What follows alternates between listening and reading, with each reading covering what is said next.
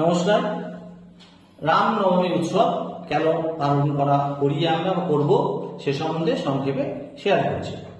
12ই চৈত্র অর্থাৎ 27শে মার্চ 2026 তারিখের নবমী তিথিতে ভগবান বিষ্ণুর সপ্তম অবতার শ্রী রামচন্দ্রের জন্ম উৎসব।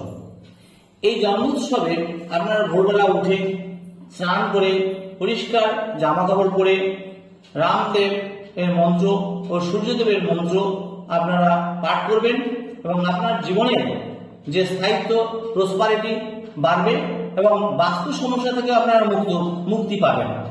এছাড়াও রামের ছবি, সীতার ছবি, লক্ষ্মণের ছবি এবং হনুমানজির ছবি তা থাকবে। এরকম একটা ছবি নিয়ে একসঙ্গে আপনারা তার পুজো করবেন, তাতে আপনাদের জীবনে অতি শুভ হবে।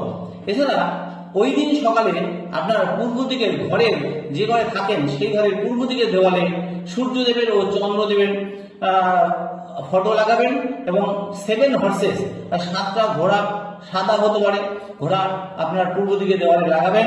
তাতে আপনার শুভ হবে, তাদের জীবনের প্রসপারিটি উন্নতি হবে। ওই দিন যে কোনো কিছু আপনারা দান করবেন, দান করলে আপনারা শুভ ফল পাবেন এবং এইভাবে আপনি যদি পালন করেন তাহলে আপনার জীবনের ডেভেলপমেন্ট, প্রসপারিটি সবই হবে, তার সঙ্গে আপনার বাস্তু সমস্যা সমাধান হবে। নমস্কার।